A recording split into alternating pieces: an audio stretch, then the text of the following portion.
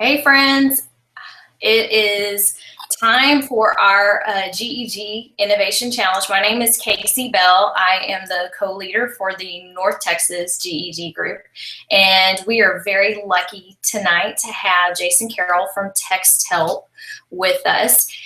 Jason is also a Google certified trainer. He knows his stuff. He is also very experienced in the assistive technology world and has a lot to offer, and it's going to give you an opportunity to get something for free. He's going to give something away a little bit later too. So pay attention. If you're watching this in the recording too, be sure that you stay tuned until the end so that you can find out what exactly that special gift is that Jason has brought with him. So I'm going to hand this over to Jason and let him get started. Great, thanks Casey, and hello everyone. I'm going to switch over to show my screen so you guys can see a few slides, and then I'll just get right into to demo mode there. Casey, I'll let you be my eyes. If you see that something's not showing up right, just let me know. I will. All right, so so Casey, thanks again for inviting me here. I know it's kind of short notice, but definitely happy to be here. Happy to talk a little bit about using Google Chrome to support reading and writing. You see I've got my my Google Doodle up there that actually came from my daughter's school. So if you guys aren't familiar, Google does a little competition every year to where students put in their best doodle. So this one was one of the winners from here in Kentucky, where I am located at. So just so you guys know who's talking, Casey covered all the basics there. I do work for a company called Text Help. We make all kinds of reading and writing supports, and we're very googly now. We've been making supports for Google Apps for Education for a long time. And much of it is free, especially for teachers. Some of it has a premium part to it that I'm happy to show you guys. And also, as Casey mentioned, I'm going to give everyone access to something for free here as well. So that's exciting stuff. I've been with Text Help for about 3 years. Prior to that, I spent about 10 years in Kentucky in educational cooperatives, and I was an assistive technology consultant. So I worked with pretty much every age and ability range of students you can imagine in the K through 12 setting. I covered about 240 schools there. So lots of experience finding technology that helps kids, especially kids that are really struggling with reading and writing and those sort of things. So I hope that I can bring a lot of that experience to today's webinar. So just to start us out, this is nothing earth-shattering or anything here. I'm sure most of you are aware of this, but you know, there are lots of struggling learners in the U.S. today. And to give you a picture of what I mean by that, so every couple of years there's this thing that's called the nation's report card, right? And it goes and it looks at how the nation in general is doing in reading and math and a couple of other areas now. And it breaks it down by state and all those sort of things. But so the most recent one of these nation's report cards that was done, it showed that over 60% of kids, so it looks at 4th grade, 8th grade, and a few years ago it would always look at 12th grade as well, but for some reason that dropped off the last couple of times. But the important thing to know is that over 60% of 4th and 8th graders, they score below proficiency in reading. And so what does that mean? Well, that means that they're not able to make sense out of a grade level textbook, right? I mean, they'll know some of the words, but the vocabulary stuff, it's hard for them to gain fluency on those sort of things.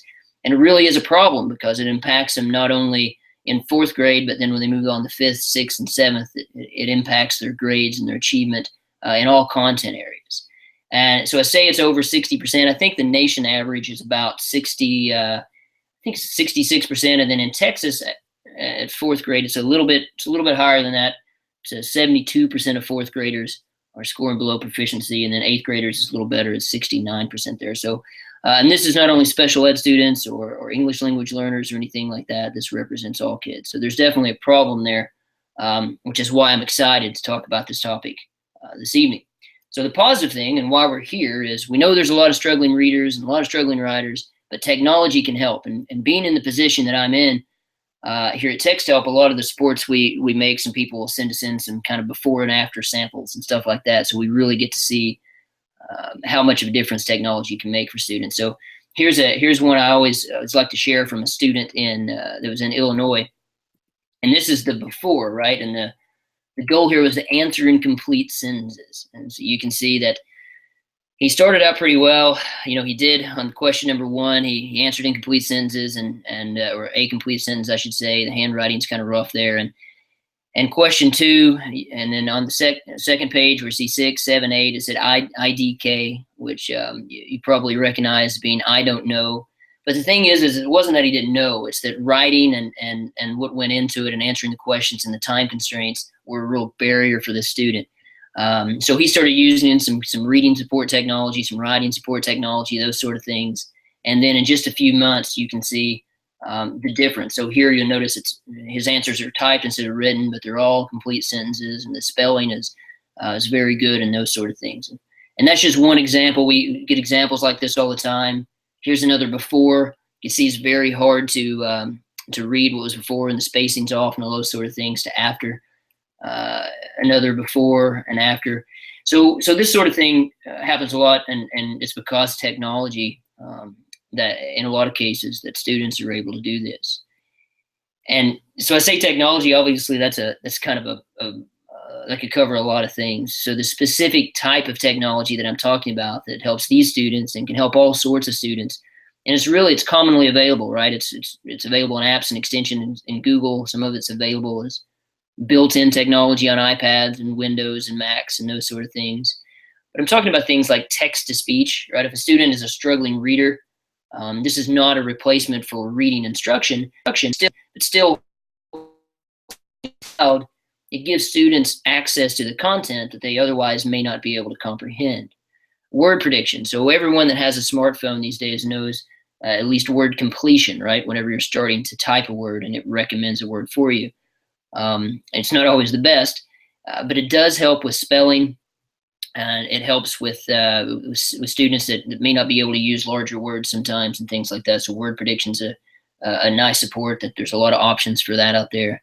Talking dictionaries and picture dictionaries, translation tools if you speak English as a second language. There's phonetic spell checkers. Graphic organizers are great to help students with writing. A lot of brainstorming tools and research tools and things like that. So I'm not really talking about devices here when I say technology, but I'm just talking about all these supports that can go in that can really help kids who may be struggling with reading and writing. So I know we've got a short amount of time today. So what I would like to do is take a look at a few of these tools. And don't worry about taking notes or anything like that. The last slide here, I have a couple of links, and one of them is to this presentation, so you guys will have access to any of these things that I'm talking about.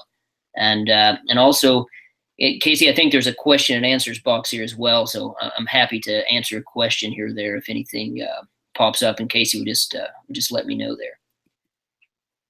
So to make sure we're all on the same page, Google Apps for Education, right? That's Google's kind of suite of productivity tools that are used in education now. So it may consist of Gmail for your email, for student emails, and then you have Drive is where you store all your documents, and Google Docs, Google Sheets, Google Slides. Those are kind of the places where students go and complete their work, and you can share and collaborate and all those sort of things. So for a lot of the things that I'm going to be talking about to be beneficial, which talking to a Google educator group here, so it probably should go without saying, but Google Apps for Education are a requirement there.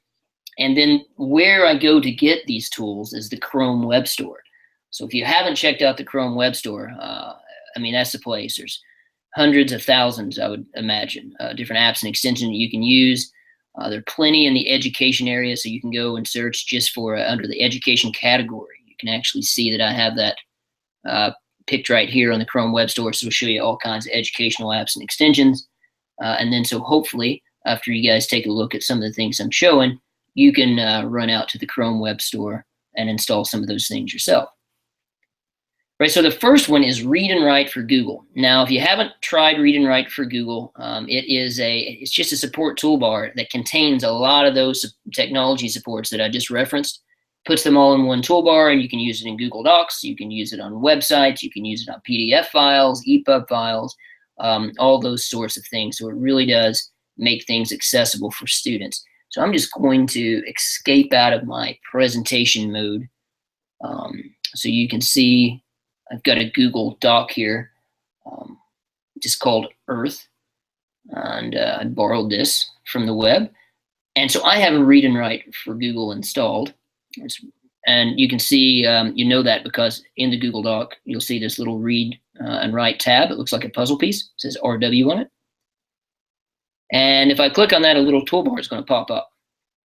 And it's pretty neat the way it works. If I need anything read aloud, I just click where I would like to have text read aloud, hit play. Earth is the third planet from the sun and the densest planet in the solar system. So hopefully you can hear that. You can see it highlights as it reads aloud, and then it highlights each individual word. The voice is great, but if you don't like the voice, you can go to settings and switch it to different voices and languages and all that sort of thing there. You can speed it up and slow it down. You can make it automatically keep reading or make it stop after each sentence. So a lot of ways that you can customize it. What I really like about it is the text-to-speech. It's really the most used feature on it. But you probably notice if when I hit play, Earth is the third planet. And I'll just pause it there. You see it'll highlight that sentence, but then it'll highlight each word as it reads that word aloud. And, you know, I remember when my daughter, she was a bit younger, and I would read to her in the evenings.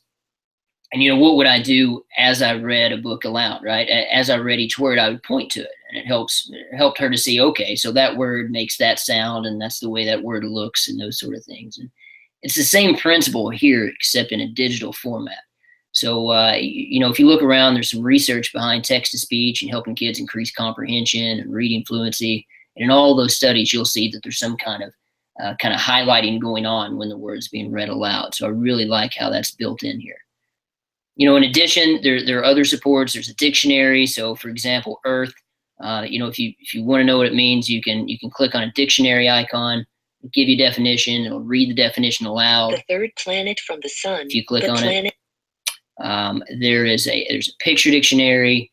There is a fact finder if you just want to do a quick Google search. There's even dictation built in, so the speech input, which now you guys are probably aware, Google actually added in voice typing into Google Documents. So you can obviously use Google's built-in support, but that dictation button's also there. Also a translator. So you know what happens often, if you have students that speak English as a second language, it's not that they don't know any English a lot of times. I mean, they probably know is, and the, from, the, son, those kind of words. But sometimes it's those real content-specific words that a student may have trouble with. So there's a single word translator here, and currently you can, there's only a few languages, but Spanish, French, and Portuguese are all languages that's included, to where you could select a word, choose the translator tool, and it will give you the different translations of that word. And it's nice because it'll even read it out loud. Tierra. So hopefully you could hear there, it'll even read it out loud, in this case, in a Spanish accent. So it's a really useful tool there. There are also highlighting tools. So if you wanted to go through and highlight main ideas in one color and supporting idea or supporting details in another color, you can do that and then collect the highlights, and it'll pull those highlights into a new document for you, and even tell you where you know, who the primary author of the doc was, which evidently wasn't me. And it'll give you a link to where you can get back to that document if you'd like to. So some pretty cool little highlighting supports in there. There's a vocabulary list builder. And this new thing, this is very cool. Just need to clear these highlights out. It's actually a voice note feature. So if I wanted to, say, leave, instead of a regular comment, so you guys know if you wanted to leave a text comment in a Google Doc, you just highlight the word or the sentence, and you click Insert Comment, and you know, you just type your comment.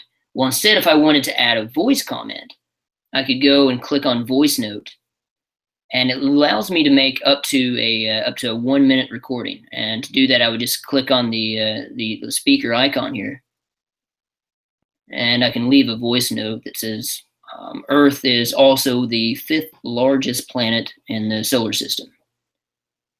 So I'll click stop, I can listen to it to make sure it sounds okay, and then when I'm ready, I just click insert. Now it'll take a few seconds to process it, and then it will insert it into the document, and you'll see when you hover over it, it just turns into a play button, so that if I wanted to hear that voice comment, speaker icon here, and I can leave a voice note that says, Earth is also the 5th, geez, nothing's worse than listening to yourself. on I audio. love that. So anyways, I love that feature. yeah, it's good. I like it when it's somebody else's voice. So, but you can see how easy it is. And so now if I wanted to share this doc with Casey, well, as long as Casey has Read and Write installed, she's going to see this and be able to click and listen to the comment as well. And the way this works, in case in case you're curious, is that if I were to go into my drive, into Google Drive, whenever I install, the first time I use it, I should say, there's something that's called My Voice. See, this is My Voice Notes folder. You can put this anywhere you want. It doesn't have to be in your My Drive directory. You could put it up into a subdirectory or something within your drive. But it creates that Voice Notes folder. And you see Earth is the only document that I've used it on so far. It will create a folder within that with the label of every document you used it on, and in there would be your audio files. So even if a person didn't have Read and Write for Google, they could still click the link and it would take them to the audio file that they could listen to through Drive. So it is a pretty nifty little feature there. Now, all the stuff that I showed you, and there's also word prediction as well for writing, and basically the way word prediction works is if you click it, and it'll give you a little prompt box here, and you can choose words. It'll even do things like if I type F-O, you'll see that it predicts phone as the second choice, so it'll work phonetically. There's a lot of research around word prediction, at least advanced word prediction like the kind that's being used here. In studies that have been done with struggling writers, we know that kids will write twice as much as they will without using these type of features, and they'll use larger and more complex vocabulary. And it makes sense when you think about it. A lot of times kids don't want to write about dogs and cats. It's just sometimes that's all they know how to spell. So you give them tools like this, and it opens up some possibilities for them there. So now the things that I've showed you here, Following. Oh, sorry, I've still got it talking here.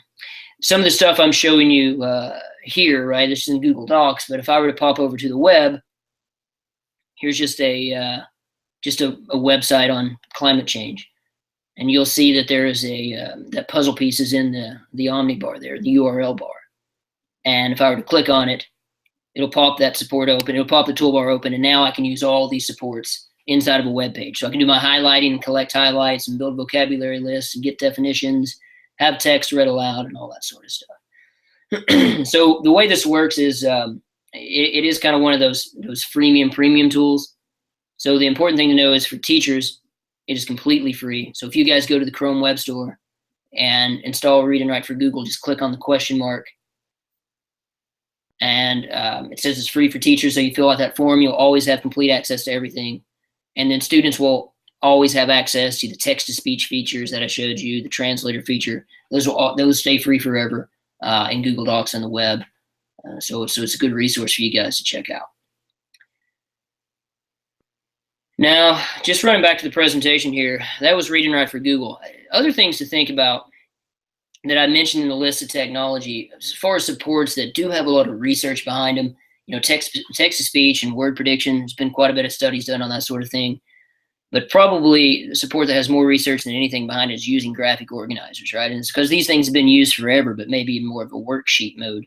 But now you can create these things using Google Drawings or other apps like Lucid Charts, which has tons of templates in it that you can use.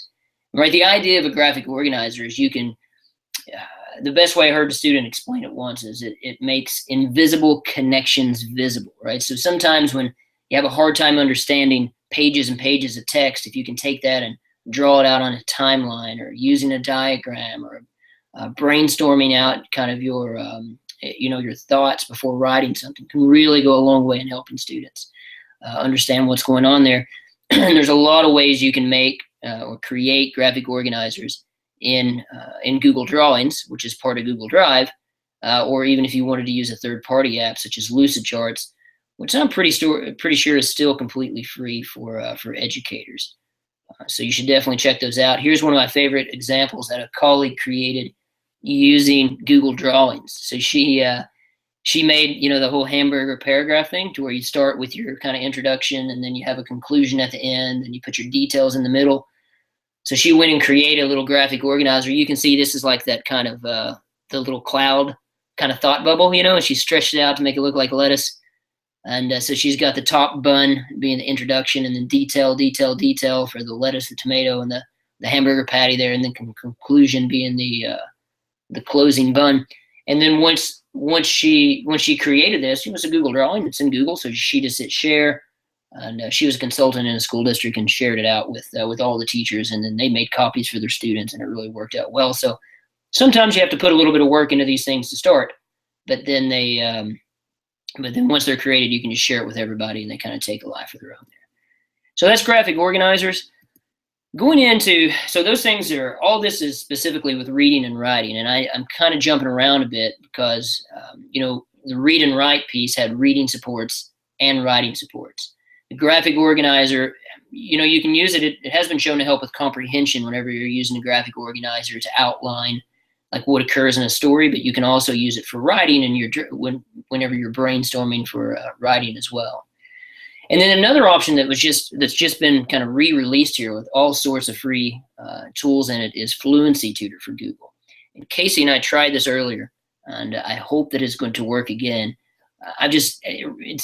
It would take too long for me to show kind of all the ins and outs of this in the short amount of time we have. So I'm just going to play this video. Casey, if it doesn't work out for some reason, just yell at me and I'll stop, and I can just take folks out to the webpage and show them there. Welcome to Fluency Tutor for Google, the tool to help busy teachers bring struggling readers and English language learners up to speed.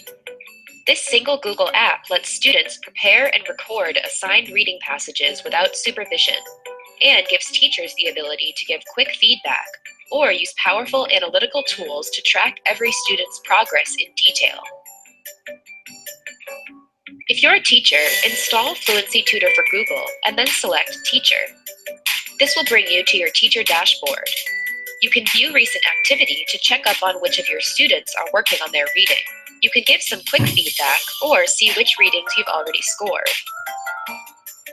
To share a passage with your students, choose from over 400 passages of various lexile levels, reading age, and content. You can share your passages with individual students through Google Drive, or share with a whole class using Google Classroom. You can even create your own custom content from the web using the Fluency Tutor for Google Share extension. Install the extension in Chrome and click the green Fluency Tutor icon in the address bar to create a passage from an article on the web or from a Google Doc. Then just share with your students.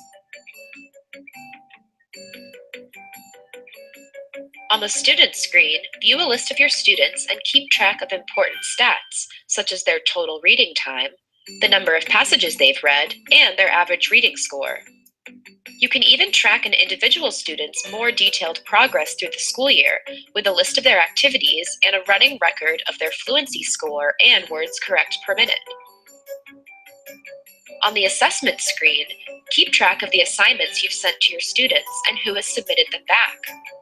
Listen to and score your students' finished recordings from this page, or give them some quick feedback to let them know they're on the right track. When your students log into the Fluency Tutor for Google app, they can see their recent recordings and check for new feedback or assignments from their teachers. Students can even create their own custom content with the Fluency Tutor for Google Share extension and share with their teacher. For more information on Fluency Tutor for Google, check it out. Right, so that's Fluency Tutor. Hopefully that came through okay there. And so rather than demonstration, I just decided to show the video there. But hopefully that makes sense, all the different pieces to it. So Fluency Tutor was just, re-released. Basically, a kind of a newer version of it has come out. And pretty much everything you saw in there is completely free. So as an educator, you can go in and choose from custom passages and share those with students. You can go out on the web and create any passages from the web or Google Docs and share those with students. Students can go to any web page and make reading passages that then they can read. And the whole idea is that these passages that students get or create, they read those and then record themselves reading it. So then you can listen to it and you can give them quick feedback or detailed feedback. The quick feedback stuff is free, and then where the premium stuff comes in, and if you really want to get into the analytical stuff and do detailed scoring and data collection and all those sort of things. So that's Fluency Tutor for Google, which is another a really nice support there. And then kind of to bring this whole thing in, so we've got some nice reading supports, some writing supports, and then just to jump into some research supports that have been really useful for students as well. Some are built in to Google Docs, and then others you can get through add-ons. And so I remember when I discovered some of the research tools that are available within Google, it just blew my mind. I was thinking, wow, where were these at when I really needed to use them? So just to show you some of the things that I'm talking about there, if I can find my, oh, I've got rid of my Earth doc. That wasn't good. So here is the document we were looking at earlier. And load up here. Right, so you see my voice note still there and all that kind of stuff. So if I want to know some information about about anything that I'm looking at, I can choose a word or words, a whole sentence, anything that I would like. I can just go and click on solar. Let's say I select solar system. And then under tools, there's a nice little research option. There's the new voice typing feature too, by the way, if you haven't seen it. So I can click on research, and it's doing some research on it for solar system. And you see, as always, the first resource that comes up is from Wikipedia. Here's something from solarsystem.nasa.gov. You can do a couple of different things here, right? So if I wanted to preview it, I can click preview, and it'll open up a little preview pane to kind of show me what we're looking for there. I can insert a link to this if I'd like. And the coolest thing is I can just hit cite if I looked at the site earlier and really liked it and thought it had valuable information. And if I'm including that information somehow in my report here, I click cite, and what you can hopefully see, close that out, is that it put the little 1 marker here up next to system. And now if I scroll down to the bottom of my page, you'll see where it puts the footnote in there and does the citation for me. So just first time I saw it, it just blew my mind. And in addition to that, there are add-ons. And so I'm just going to delete my comment here so it gets out of my way for the time being. But add-ons, there you see I have a couple in here. If you aren't familiar with add-ons, this is something Google released. It's been a while now. It's probably almost been, Casey, I don't know if you know, it's probably been almost a year now at least since they've had add-ons available. But it's kind of like its own little mini Chrome web store, except just for docs. And so if I go to get add-ons, it takes me out, just opens up a new window and shows me all these add-ons that I can add into Google Docs. And EasyBib, I actually already have. That's the one I wanted to talk about for research. So the EasyBib guys, they make some really great supports there. So if I wanted to go into my add-on and choose EasyBib Bibliography Creator, I can open it up, and to cite a source, now I can just enter a URL. I can enter the ISBN number from a book. I can enter the journal article information or any of those kind of things. It will generate a bibliography, like it'll cite a source for me in whatever style that I choose. So they have the main ones, which would be MLA, APA, and Chicago, and then their site says they have over 5,000 different, I guess, citation ways they can cite sources, which I didn't know that many could have possibly existed, but evidently it does. So EasyBib is definitely a good source from there. So I felt like I've talked about a million miles an hour here, Casey, but I see that we only have 1 minute left. And so I'm going to go just to the one last thing here and make sure everybody has this information, which is probably what everyone's going to be the most interested in. And the first link, which this is going to be available, I assume, on YouTube. But the first link is to get this presentation, so that will stay live. If you want access to this, just go to that little short code there. It is case sensitive, and you'll have access to the presentation. Then the second part is a challenge. And Casey, do you want to talk a little bit about the challenge? Sure. So the whole idea kind of behind these little monthly innovation challenges that the Texas GEGs have come together to offer is really to get you to act on something that you have learned and to share it within the community. So Jason's challenge here that he's given us will allow us to take what we've learned apply it in the classroom, and come back and talk about it. And he's given us a special incentive for taking this particular challenge as well. So just another way to encourage you to use the GEG community. Right. So so very good. So I'll just copy and paste this in real quick. So I see someone has found the link here, and Anonymous Narwhal. So I love the anonymous things. So if I go in and just paste the link in, and I'll bring it right back here so everyone can see it. But you see that it's just going to take you to this innovation challenge form. You just need your name and your email. And the challenge here is for you to go and try one of these apps that I've shown, or an idea that you got from this webinar.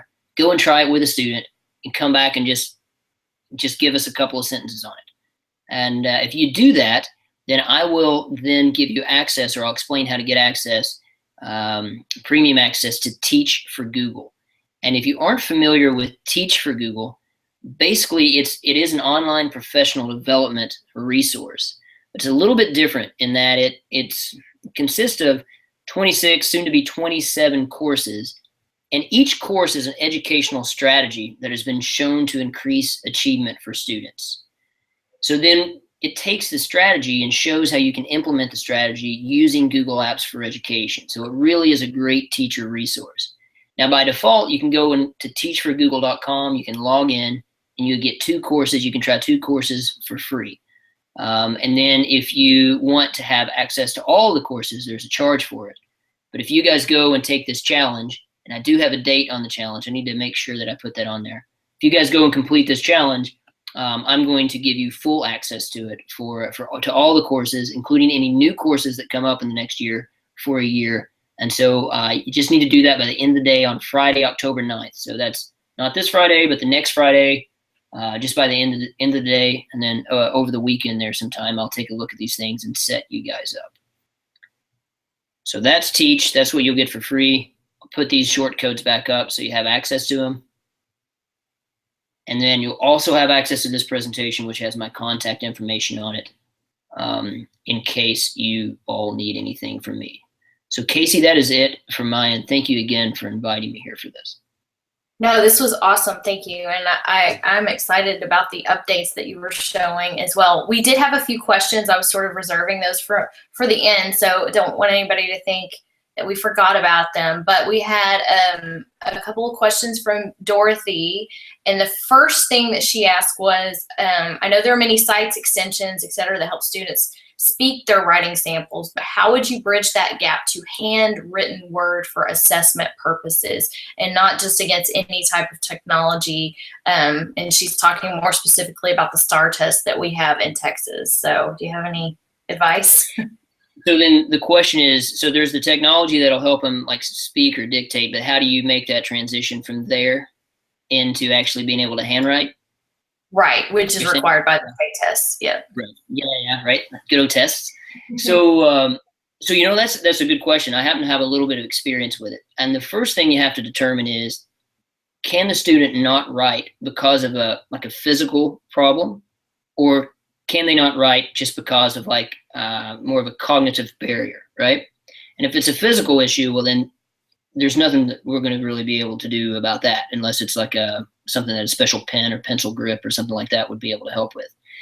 But what happens with the other? I worked with students at several different grade levels that had the problem, and what we would do is move.